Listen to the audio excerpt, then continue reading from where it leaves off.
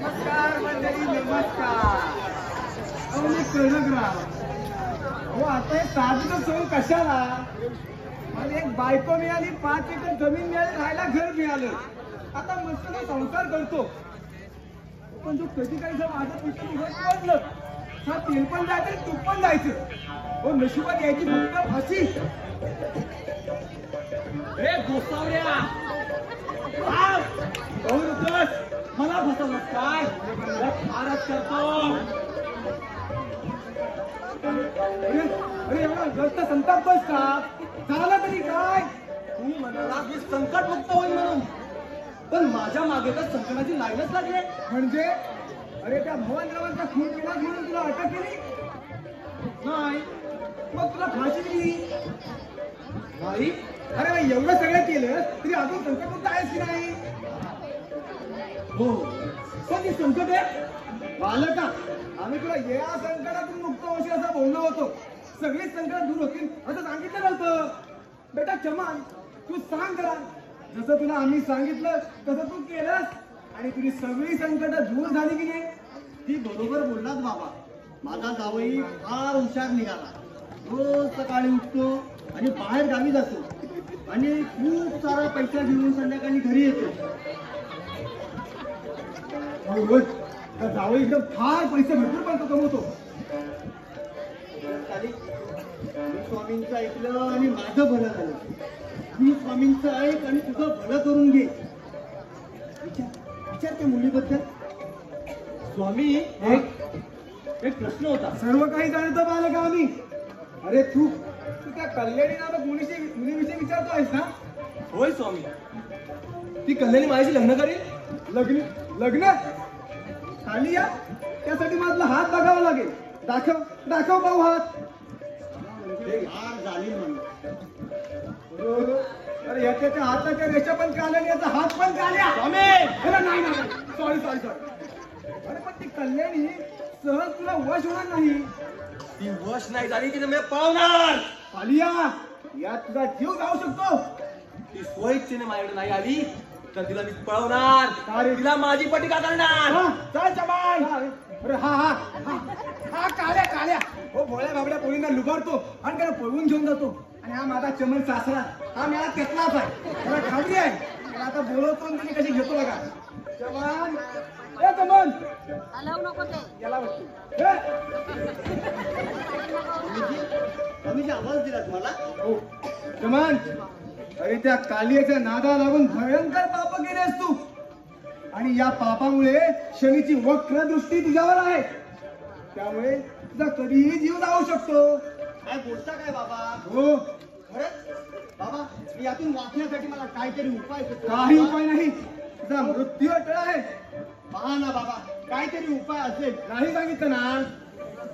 बरं थांब, पाहतो आणि काय उपाय आहे का.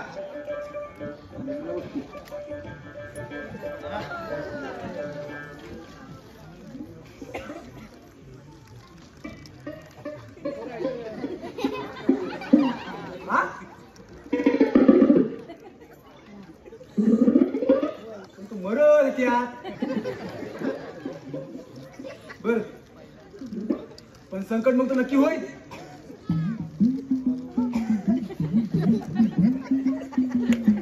हो करा काय म्हणतो. साडी काढात कोणते बाबांची.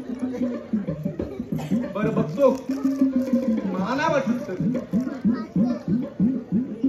बर कालिया एक उपाय आहे. बोलशील?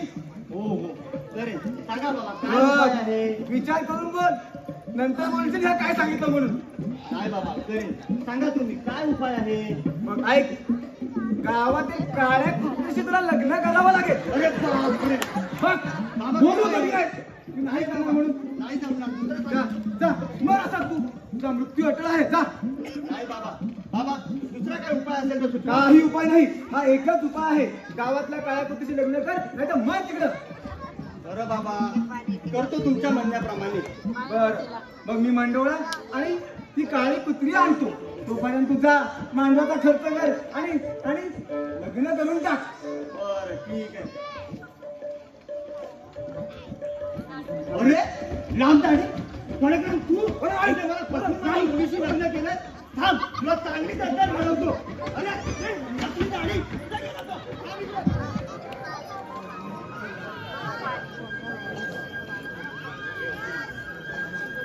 कुठे चाललास ज्योतिबा? आज त्या रामरावच्या मुलीचं लग्न आहे ना. वा वा, काय थाटमाट केल्या लग्नाचा. समजा गावाला पुरणपोळीचं जेवण आहे. दिव्या रस्त्यानं तर रामरावचं घर नुसतं लखलखतंय. जरा भेटून येतो रामरावला. पण हे कुणामुळे घडलंय ठावाय तुम्हाला? कोणामुळे रे? डाकू धर्मा. नाही, डाकू धर्मात्मा म्हणतात त्याला. त्याने रामरावला सावकाराच्या कर्जापासून मोकळं केलं. त्याचे घर जमीन सोडवून घेतले. अशा लय शेतकऱ्यासने त्यांनी मोठी मदत केली. लोक देवासारखे पुजतात त्याला. मीही पुसते त्याला. नावाप्रमाणे आहेच तो धर्मात्मा. गरिबांचं रक्षण करता. गाववाले धर्मात्माच्या नावाने शाळा भरणार आहे. धर्मारक्षक तर तो कालिया भक्षक. काळा बनून तो क्रूर कालिया छळतोय लोकांनी. ज्योतिबा, तो लोकांच्या शिवशापानं लवकरच मरणार आहे. त्याने भवनरावाच्या आणि माझ्या पालनकर्त्यांचा खून केलाय. मी पोरशी अनाथ झाले होते. जर मी इनामदाराची लेक नसते तर त्याने माझ्या आबरूचे धिंडवडे उडवले असते. त्याने मला त्याची दासी बनवून ठेवली असती ज्योतिबा. होय पोरी, तो कालिया इतका निर्दयी नराधान नक्कीच आहे. तो कवा तरी डूब धरून तुला डसाला येईल. सावधरा पोरी त्याच्यापासून.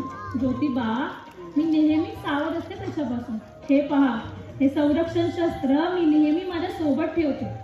बरं, जरा भेटून येतो रामरावला. तुला दुसरे संरक्षण शस्त्रे दाखवले नाही ज्योतिबा. तू हसला असतास आणि मी लाजेने मेल्याहून मेले असते. पण का कुणास ठाऊक, तुझ्या समोर त्याचे नाव काढण्यास मला धीर झाला नाही. त्याचे तुझ्या समोर नाव काढण्यास मला धीर झाले नाही. धर्मा,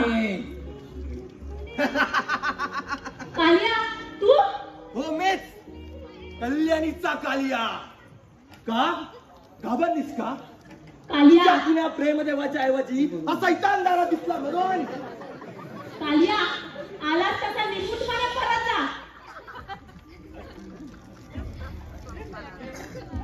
बरोबर बोलली. जमाल, नाही म्हणजे अगदी खोटं बोलली. अगं, नाही म्हणजे अगदी खोटं बोलली. हे वटाकलेले डोळे कालियाकडे पाचच म्हणजे काय? जमाल, हे वटाळे डोळे किती मस्त दिसत आहेत ना. अरे, सौंदर्याच्या मस्तीनं नाचणारा फुल या वाड्यात मुळीच शोभत नाही. आपली गुहाच या फुलाचं सौंदर्य वाढवेल. चल कल्याणी. तू तुझ्या मर्दांगीवर दुर्बळ माय बहिणीच्या अंगावर हात टाकायला तुला शरम वाटत नाही? तुझ्या मादक नयनाची बात माझ्या काळजात घुसले आणि माझी शरमच मेली बघ. चल कल्याणी. चांडाळा, कुठे तो धर्मात्मा आणि कुठे तो पापात्मा? धर्मा आपल्या माय बहिणीची इज्जत वाचवण्यासाठी त्या शिलांवर संरक्षणाचे पांघरून घालतो. तर तू कामांदा त्या शिलांच्या चिंध्या करतोस तू. आणि तू सैतान आहेस, सैतान. हा, मी सैतान आहे, सैतान. तुझ्या धर्माने मला सैतान केलाय. माझ्या बापाची तिजोरी धान्याचा कोठारा लुटून आणि माझ्या बापाला पागल करून फार मोठा धर्म केला ना त्यानं. मस्त वाल मगलोर पोरी. त्या दिवशी तमाशात माझी बदनामी केली तू. त्याच्या रानात नाही.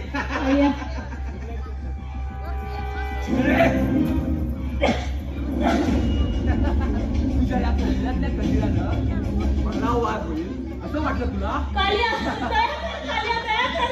दया, माया, प्रेम, माणुसकी. जेव्हा मी डाकू झालो तेव्हाच गोव्यात सोडली मी. चल कल्याणी. ज्योतिबा, ज्योतिबा, तू मध्ये येऊ नको ज्योतिबा. नाही.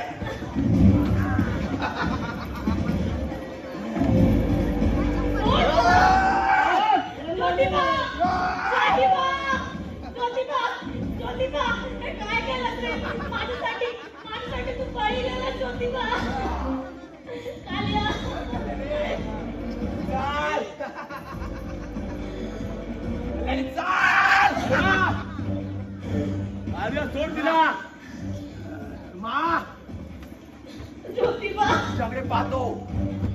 बाकीच्या सौंदर्याचा आस्वाद घेतो. ज्योतिबा, कालिया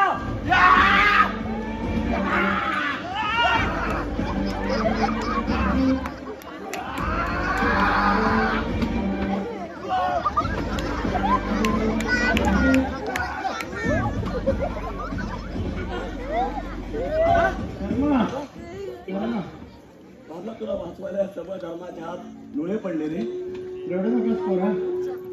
मी पिकलेले पान केव्हा तरी गळून जाणारच होते, पण या पोरीची इज्जत वाचली हे पाहून आलेल्या मरणानं मला समाधान वाटते. ज्योतिबा, दुःख फक्त एकच वाटते धर्मा, मरेपर्यंत माझा मुलगा मला भेटला नाही. शेवटी संभाल्या माझ्या मुलाचं रहस्य मला सांगितलं नाही. मरता मरता त्याच्या हातचं पाणी प्यायला असतं तर माझ्या आत्म्याला सद्गती लागली असती.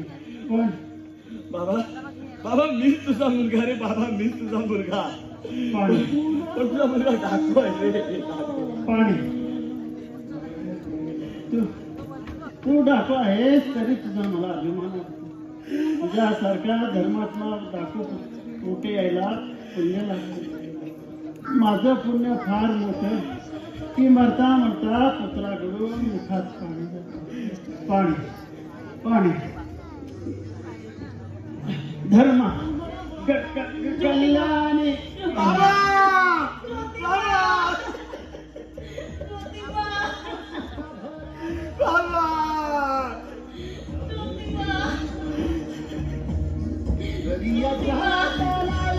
कालिया, कालिया, 4 दिवसाच्या हात जर तुझं मुलगा नाही कापलं, हा धर्मात स्वतःच्या जीवाला त्याची मान कापलं. देवा, तुझ्या संभावाला लवकर बरं कर. कशाला माझ्यासाठी देवाकडे प्रार्थना करतेस मुली? हा संभ्या देवाच्या दारात तुला नेण्याचा लायकीचाच नाही ग. या त्या संभ्याने तुझं जीवन उद्ध्वस्त केलंय आणि तो माझ्यासाठी देवाजवळ याचना करतेस. वेडा पोर, तो ही असाच माझ्यावर जीवन टाकतोय.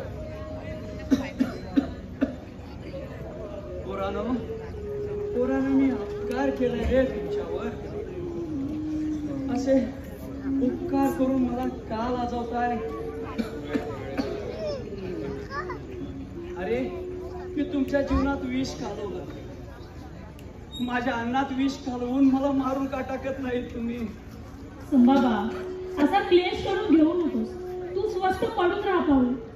पोरी, खरं सांगू, तुला पाहिलं ना की मला माझ्या पोरीचीच आठवण येते बघ. एवढीच होती त्यावेळेला माझी सुंदर. ग मला सुंदरच समज तू. अगं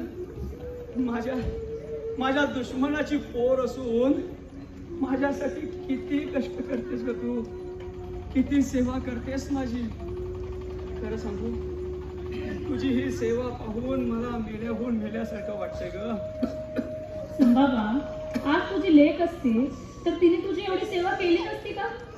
केली असती ग, पण आज तुझ्या सेवेमुळं होणाऱ्या ज्या काय वेदना आहेत ना, त्या वेदना मात्र त्या सेवेला झाल्या नसत्या. विसरून जा त्या इनामदाराचं पाप करणं. विसरून जा. इनामदाराच्या लेकीला स्वतःच्या मुलीप्रमाणेच समज. थांब बघ, मी औषधे आणते तुझ्यासाठी. वेडी पोट रे, वेडी पोट.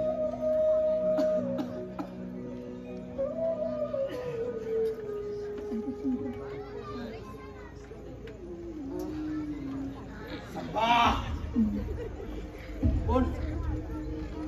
कालिया? हो, कालिया. तुझा मूर्तिमंत काय? नको संभ्या, नको अशी खटपट करू रे. नाही रे, पहिल्यासारखी पोलादी ताकद आता तुझ्या हातात उरली नाही. कालिया, वाघ जरी आजारी पडला ना तरी गवत खात नाही, लक्षात ठेव. मागच्या वेळी सुद्धा आजारीच होतो, कुत्र्यासारखा पळवून लावला होता रे तेव्हा तुला धर्माचा पाठव होत रे. आता धर्म नाही, धर्म गेला धर्म करायला आणि तेच संधी साधले मी.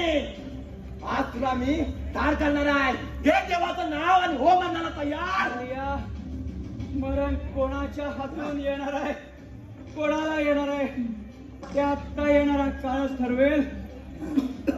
अरे तुझ्यासारख्या कालच्या पोराकडून मरायला हा धर्म जन्माला आलेला नाही. अरे शरीर थकलं असलं तरी उमेद अजून थकलेले नाहीये. जय भवानी. काल्या काल्या तुला चालवू नको, संपाला मारू नकोस. ओरड ओरड. कोणाकडे माझ्या मरणाची भीक मागतेस तू? या क्रूर काळियाकडे. अगं याच्याकडे माझ्या मरणाची भीक मागून तुम्हाला नाहक मरण वेदना देतेस ग. संपाबा संपाबा धर्मा ओरड ओरड. गळा फाटे बरेल ओरड. तुझा धर्म गेलाय धर्म करायला. आता तुला कोण वाचवणार? अरे मला समजा.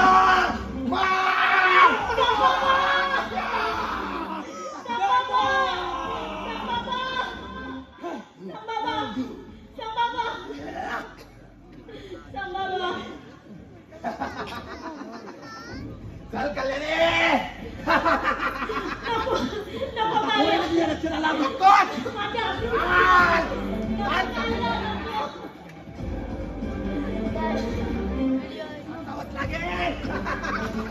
नाच कल्याणी नाच नाच. जेव्हा जेव्हा माझी इच्छा होईल तेव्हा तेव्हा तुला पायात चाळ बांधावं लागेल आणि नाचावं लागेल. मी कधीच नाचणार नाही. मी तुला नाचवेन, मी नाचवेन. जिथं जिथं माझा गावात दरोडा पडेल तिथे तिथे नाचवेन तुला कल्याणी. ना धर्मा तुझ्यासमोर मी कधीच नाचणार नाही. नाच कल्याणी नाच. माझी चांगली लोळवली तरी पण तुझ्यासमोर नाचणार नाही. ठीक आहे ठीक आहे. तुझी चामडी लोळत नाही पण तुझी अब्रू मात्र लोळणार. कल्याणी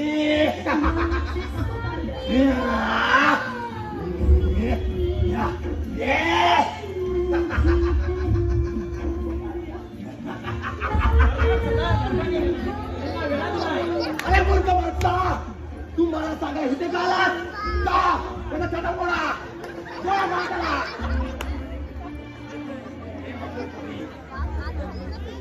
जातोय लक्षात ठेव, मी परत येणार.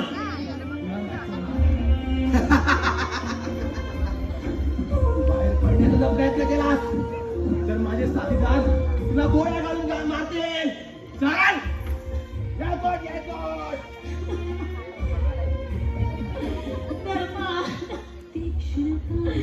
मला माहित होतं तू या धर्मात तू या काल्याच्या काळ गुहेत मला वाचवायला नक्की येशील.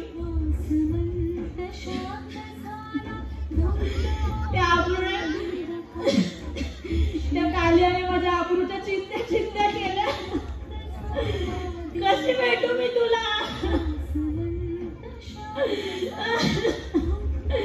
हे अब्रूहीन जीवन जगण्यापेक्षा मी विष पिऊन मरण पत्करेल धर्म.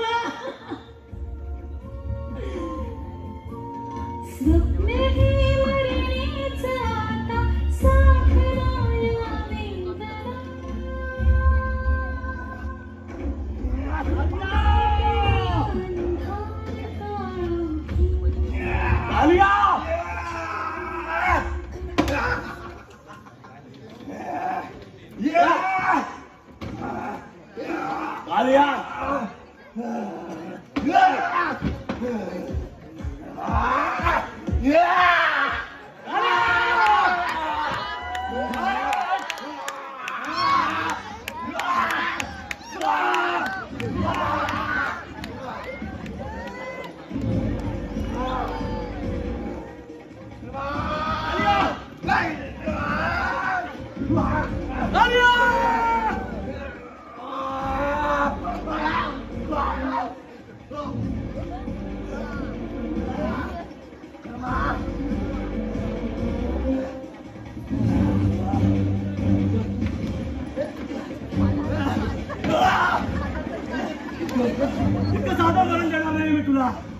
माझ्या बापाला मारलो तू, कल्याणीला बेरतो केलीस.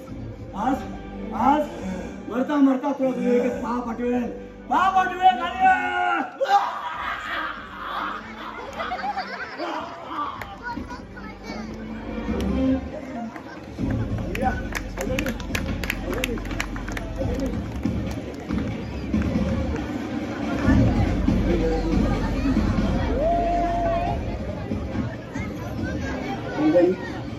कल्याणी काय केलं ते?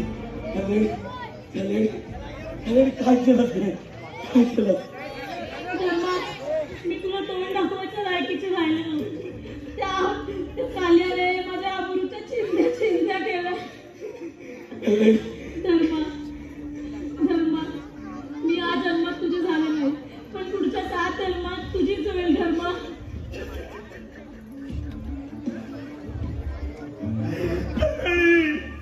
कल्याणी तुझ्या शरीरावर प्रेम केलं नव्हतं कधी.